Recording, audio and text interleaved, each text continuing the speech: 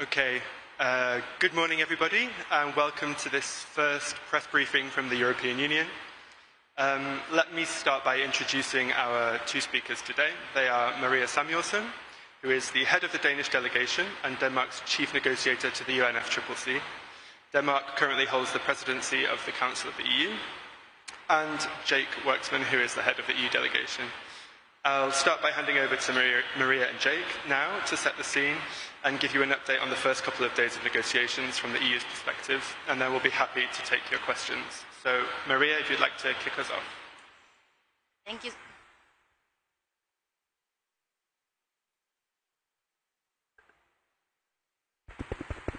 Is it working? Oh yeah, now it's working. Perfect. Thank you so much. I'll start by saying a bit about the EU priorities for this COP, and then I'll leave it to Jake to give a bit of a state of play in the negotiations. So first of all, I think it's very important to stress that for the EU, the Paris Agreement is really working. It is showing that multilateralism is delivering results, but it's not going fast enough. And I think recent scientific reports and also the NDC synthesis report show this very clearly. So for the EU, a key priority is ensuring a negotiated response plan for enhancing the collective level of action and ambition and implementation of the NDCs. It's clear that we need to do more to follow up on the global stocktake from 2 years ago, and we also need to do what we can to use the spaces we have available, including through the action agenda.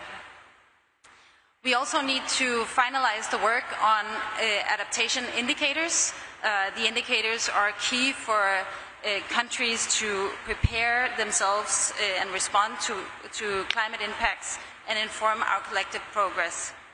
So that's also a key deliverable for the EU.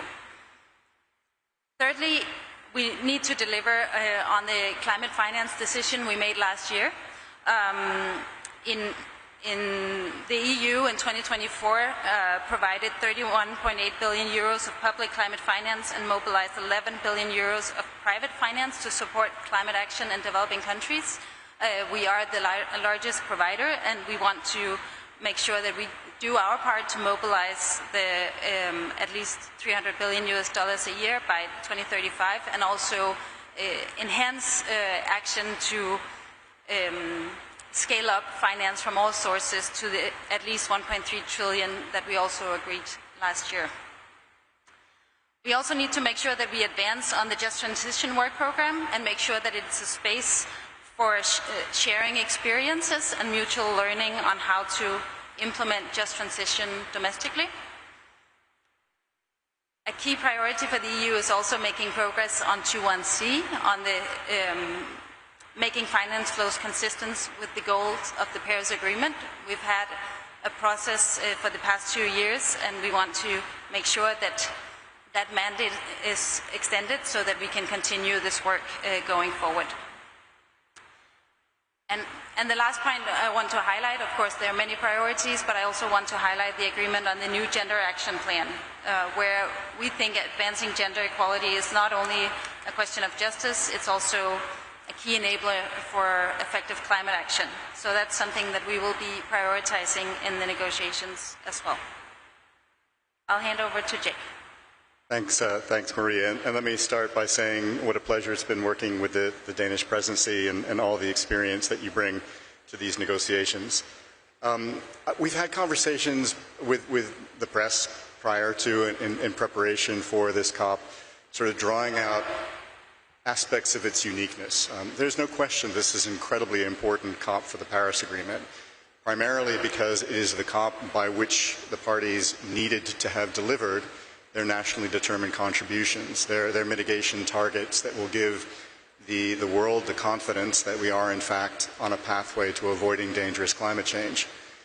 But what was challenging about this COP is that there was no particular agenda item provided by the mandated agendas for this meeting in order to capture that outcome, to recognize the progress that's being made, and to indicate how we would address what many expected would be a significant gap between those NDCs as aggregated and the pathway that we need to be on in order to avoid a 1.5 degrees of global average temperature rise.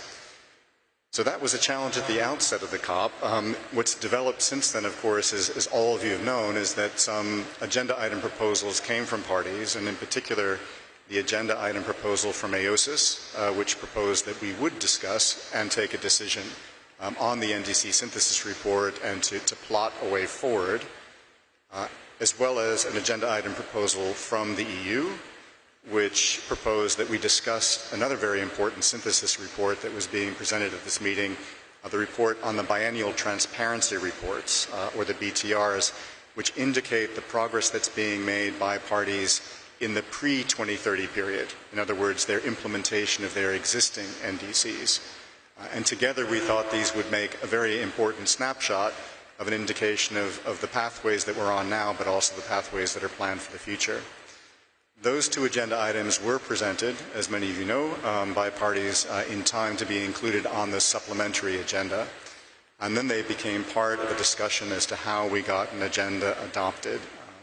You'll know that we reached a deal on this, and the Brazilian presidency decided to take what they saw as the four most politically essential discussions that would have to be taken place at this COP, represented by four agenda items, those two, plus two proposals from the like-minded developing countries group, one on Article 9.1 of the Paris Agreement, which deals with the climate finance to be provided by developed countries under the Paris Agreement, and another on what we shorthand refer to as the issues around trade and climate.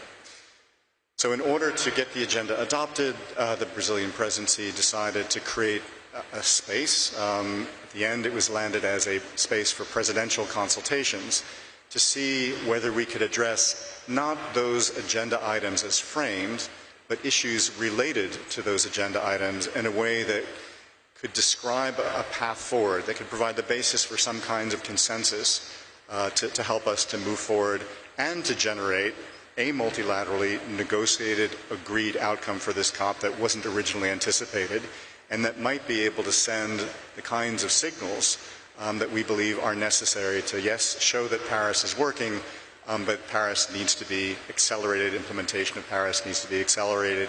We've got to deepen international cooperation to deliver the kinds of outcomes that we know are necessary. So, since Monday, we've been meeting in that format of presidency consultations. They've been open to observers. I don't know how much you've been able to follow them yourselves, but some progress is being made. It's been challenging, obviously, with those four items and issues related to them on the table. There are some very strong differences of views amongst parties. I would have to say very clearly that these are not north-south divisions. There are many, for example, developing countries that are very concerned to see that there is a response to the ambition gap. That was tabled by AOSIS, hasn't been supported by many developing countries. And the EU, as a developed country, is prepared to talk about issues related to all four of these agenda item proposals. And as a result of that, the fact that it isn't purely a north-south divide, I do think that the conversations that we've been having over the past couple of days are beginning to build some bridges. We are definitely not there yet. We're only 2 days into the COP, but there will be a few more hours spent in that format today. And then, as I understand it, at least the last time I looked at the agenda, there will be an opportunity in plenary for the Brazilian presidency to give its views on what will happen next. So this is a what will happen next question that has three elements to it. Right? One is what will happen next on the substance. The next is what will happen next on the process. And the third is how will any progress that we make be captured in the form of a decision. And here there is still an open question as to how we take any progress on issues related to those four agenda items, convert them into decision text, which is something that the Brazilian presidency has promised they will try to achieve. Obviously, it's the parties that have to agree those decisions, but Brazilians have indicated they're going to try to create all the conditions necessary to deliver that. They will then have to find those draft decisions a place on the agenda for them to be adopted. Or we may have to revert to a conversation about some kind of cover decision that might enable them to be adopted. That as yet has not been decided. Finally, we'll have to deal with, as we do at every COP, how do we produce a balanced package of outcomes for this COP, right? Those four issue areas, are four that everyone would acknowledge are very important to making progress forward, but they don't include anything on adaptation. They don't include anything on loss and damage or capacity building or any of the other issues that tend to make up a balanced package at a COP. So there is that aspect as well that we would have to manage. For example, if we went the cover decision route, how could that cover decision reflect progress made in the negotiations on the global goal on adaptation to make sure that we achieve balance there, et cetera, et cetera. So we're relatively early days. Many of you guys are very experienced COP watchers, so you know that just reaching the middle of the first week is not where you can have an absolutely clear sense of where the landing grounds might lie. Some of the issues that are being raised, even at the technical level, will probably need ministerial engagement in order to resolve them, and ministers don't begin to arrive until next week. And so it's difficult to say where all of this will end up by the end of the COP. But I think it's fair to say in the way in which the Brazilians are managing the process and all the sensitivities of the many diverse parties with regard to the substance is looking promising in terms of finding a way forward. So Alistair, maybe I'll stop there. We never know, because you come from many different countries, you have many different interests. When you come to meetings like this, it's probably better for you to ask specific questions to make sure that we can, as much as possible at this stage in the process, provide you with some responses, at least from an EU perspective. Thank you. Thank you, Jake and Maria. I think we can open the floor to questions then. I just ask you to say your name and the organisation you're coming from, and wait for the mic to come round. So maybe let's start here on the second row on the left-hand side. There's 2 questions here. And maybe we can take 2 or 3 and then do another round. Hi, thank you. John Ainger from Bloomberg News. Can you explain a little bit what, in terms of capturing negotiations in some sort of cover decision or otherwise, what the EU's expectations are on the response to the NDC synthesis report, and also on fossil fuels? Obviously, Lula came forward.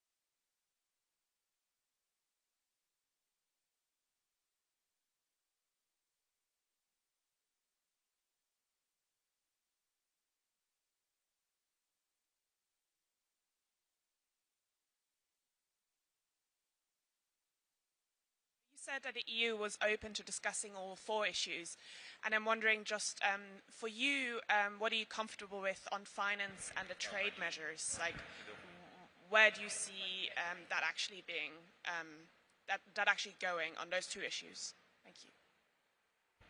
catch that? It'd be really hard to understand. Yeah. Can we get the mic turned up a little bit because it's very difficult to hear up here? It's actually really hard to hear you guys. I mean, I don't know whether there's any. Are we the first press? Are we the first having a press conference at this meeting? Maybe we are. I don't know.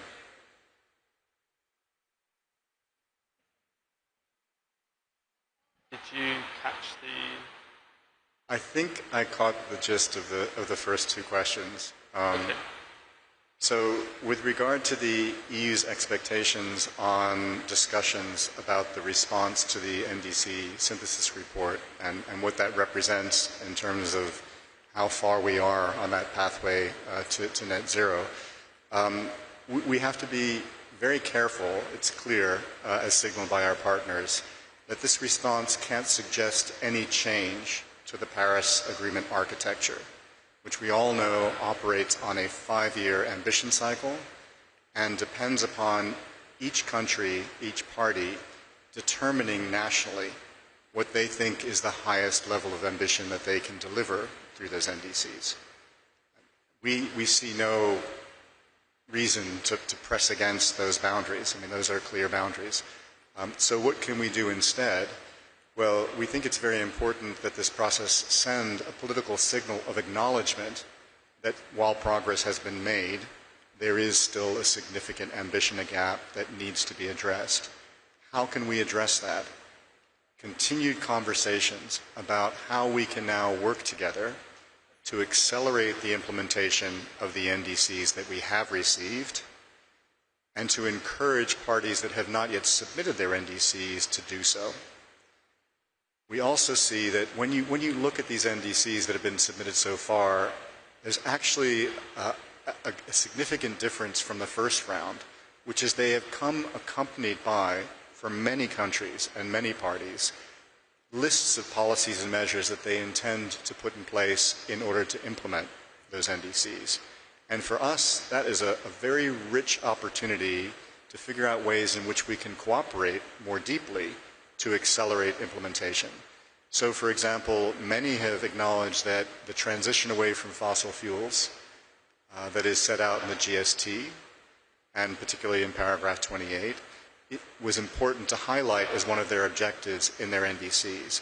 And that contains language about accelerating the growth of renewable energy, of energy efficiency. There are many indications about the importance of grids and storage to that challenge. There's a lot of interest in new technologies like green hydrogen and carbon capture and storage.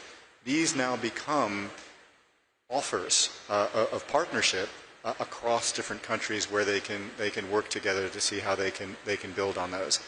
Our experience in the EU, and we still feel that we have a few years more experience than many other partners in actually implementing targets of the kind that now more and more countries are signing up to, is that the more you engage in implementation, the more it reveals opportunities to become more ambitious with that implementation.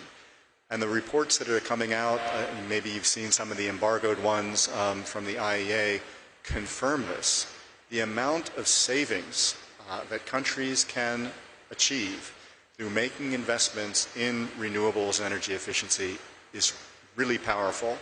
But you only begin to see that as you begin to implement them. It's fine for the IEA to say it in theory, but you do begin to experience it once it becomes practice.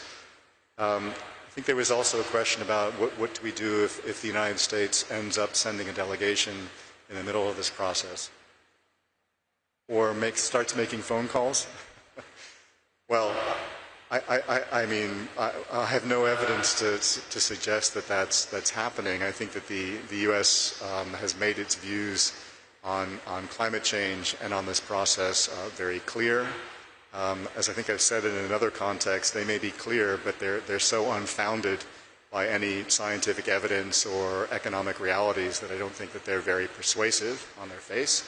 And so we hope that all the information and all the political dynamic that's happening in this process will maintain the momentum regardless of any intervention that the U.S. might make. either in person or on the phone. See, I think the sound broke down more when you were speaking, but I think it had to do more about finance and particular 9.1 and how the EU might be responding. And the trade measure. So yes, I did indicate that the EU has signaled that we're prepared to talk about all of these issues that are related to the agenda item proposals. In both circumstances, when we indicate that we're prepared to talk about them, we indicate that we're prepared to talk about them only in a way that doesn't prejudice the outcomes. So taking 9.1, 9.1 is a very important provision in the Paris Agreement, but it was negotiated alongside the other provisions within the Paris Agreement that relate to finance, 9.2, 9.3, 9.4, 9.5, which in context make it clear that the amount of money provided by developed countries is insufficient to implement the Paris Agreement. It needs to be there alongside the role of other contributors coming in to provide resources, and incredibly importantly, in catalyzing flows through the process of mobilization from other sources as well. So we are prepared to talk about 9.1, but in the context of Article 9 as a whole. If our partners need specific reassurances on the continued importance of 9.1, we can provide them in that context. We also can provide them in the context of the goal that we just completed in Baku, the NCQG, where we set new and ambitious targets. But as you'll recall from Baku, those new ambitious targets also include a call for more contributors to join in that effort. That call becomes all the more important since Baku, because we know that one of the larger contributors to this process, the US, has essentially shut down all development flows from the US budgets, and no other party, including the EU, can make up for that gap. And so that challenge also has to be taken into account in these conversations about how we delivered on 9.1 in the context of the NCQG and Article 9 as a whole. On trade and climate, again, we're prepared to talk about it, but not framed in prejudicial terms in the way in which the original agenda proposal describes it. What do we mean by that? We mean that we can have a conversation about the fact that trade is an essential enabler of the transition away from fossil fuels. We've all experienced that. No single country has all the solutions, whether they're technological or they're financial or otherwise, and it's only through open markets that we can make sure that the technology necessary for the transition is getting where it needs to get. However, we have also seen within the EU and many other jurisdictions around the world that in order to engage in this process of decarbonization, you also have to make sure that an open market isn't driving the deindustrialization of your own economy. You have to make sure, in other words, that the terms of trade around clean tech and clean energy are free, but also fair. And that means that many jurisdictions around the world are developing standards for the trade in these products that are developed from a domestic perspective and are applied at the border, and as a result of which we have many standards emerging around the world that are different in their character. That then raises a challenge, and we recognize that this challenge exists, that this response to climate change, this response to trying to ensure that the transition within your country is just, does produce friction in the trading system, and we need to address those frictions. We are happy to have conversations around those frictions and how to address them in this process, and we've said that on a number of occasions, and we've agreed to agenda items under which we can have those conversations if framed in this non-prejudicial manner. For those of you who know the details of this process, that's primarily the Response Measures Forum, where we have an activity that's dedicated to these issues, but also as a result of decisions that we took in June, we're willing to look at this through the lens of just transition as well under the Just Transition Work Program. What we aren't prepared to do is to create some kind of proxy dispute settlement system in our process. If you want to have an argument about whether or not a particular country's measure is consistent with their international legal obligations, the only dispute settlement system that we all have, as parties have agreed to, is not in our process, it's in the World Trade Organization. And we're very confident that we will be understood, that it's in the interest of no government to try to create some kind of dispute settlement process here, because there are many other concerns that we have about the trade measures, the level of ambition, et cetera, of other countries' policies that can be discussed somewhat in the abstract and in political terms in this process, but can't be dealt with in a kind of a dispute settlement way. So I hope that's responsive to that question, but I want to turn to Maria if there's anything that she wanted to add. Thank you so much, Jake. Yeah, just maybe to supplement on the response plan, and I think, besides recognizing the gaps and also pointing to where we can enhance our implementation of the NDCs, I think, and I think Jake also mentioned in the beginning, this recognition of the progress made. I mean, we are here 10 years after Paris. We have developed NDCs, and there's been quite a substantial change in the NDCs we've seen from the first round of NDCs to the latest round submitted. There's a lot of, they've become more substantial, and there's a lot of information on what parties are doing as regards implementing these NDCs and implementing policies that get us in the right direction. We have reports that summarize this, and we really think that there's some information in here that is worth reflecting on in this moment in time. And I think the same goes for our reporting system, quite an elaborate reporting system on what we're doing, and I think that's really worth also emphasizing in a response plan and in an outcome from this COP. Okay, we still have 5 minutes. So maybe take one from this side of the room, on the front row here, and then we can come over to the other side. A couple of questions over there as well. Hello, is that okay? Yeah. Josh Gabatis from Carbon Brief. So you were just talking about providing assurances to developing countries on Article 9.1. The climate finance pledges of most major donors expire this year.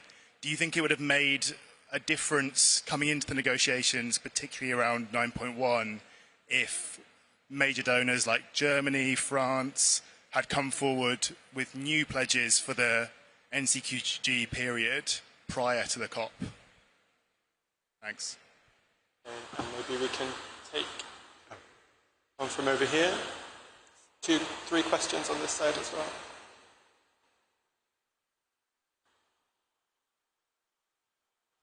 Thanks. Sebastian Rodriguez from Technical News.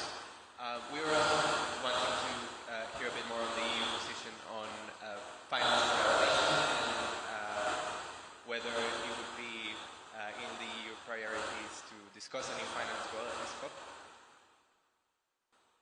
Catch that. And then maybe last one here. Thank you. Lucas Knigge for Table Briefings. On the agenda,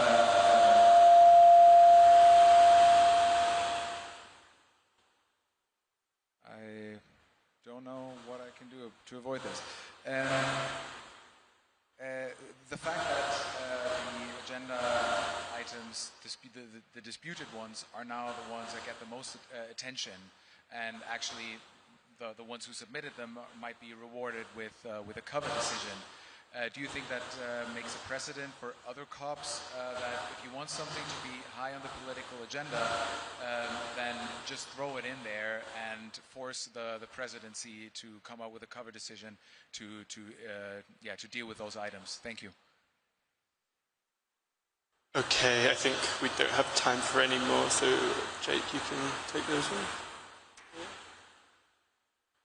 Yeah, I mean, I can start, and then you can supplement. There were a few questions on finance, and I think on finance for adaptation, I mean, there is a recognition also in the NCQG and the need to do more to enhance finance for adaptation. That's also an important priority for the EU, and I think there are a lot of initiatives in the NCQG that we need to look at and start implementing. And I think, I mean, the NCQG was just agreed last year, and I think there's a lot of work to do on making progress on that. On the precedent of bundling, I mean, that's of course a question. I think the issue here, and it was an agreement among parties on how to handle it. There were substantial asks on these agenda items, and I think this was how we could agree to take it forward. So I don't think I'm ready to speculate on whether it sets a precedent for future COPs, but I think, I mean, there were substantial asks here that they're met in this way. I didn't completely catch the first question on 9.1, so maybe. That was the one I was hoping that you addressed. The question was, as I understand it, that in the past, a number of EU member states have made specific finance pledges to particular funds, like the Adaptation Fund, et cetera, some of which have expired. And the question was, do they could it have helped the politics had they renewed them? I suppose at this COP. I mean, I think that's a question you need to put to the individual member states. I can't, sitting here, know whether it's in every case true, or whether some intend to make additional pledges at this meeting.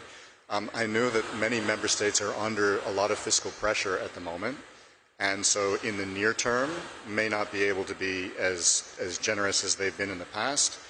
But I also know that the latest finance figures from the EU are actually an increase over the previous year. So there's a lot of momentum that's already built into our system that allows us to continue to provide our fair share, even in circumstances where it may be more challenging for us to do that from a fiscal perspective. So that's only a partial answer, but we know that, as Maria was saying, that there is a call for this COP to send a stronger signal about not just 9.1, but within 9.1, how we are reassuring countries that the adaptation finance will continue to grow, as we committed to doing in the context of the NCQG. And we're preparing for that aspect of the negotiations, and we'll see where they land this week. Okay, thank you, Jake. I think we are out of time for today. Thank you all for coming. A reminder that there will be more EU press conferences coming up in the second week with Commissioner Hoekstra and Minister Aga from Denmark. But for now, that's it. Thank you very much for coming, and look forward to seeing you next week.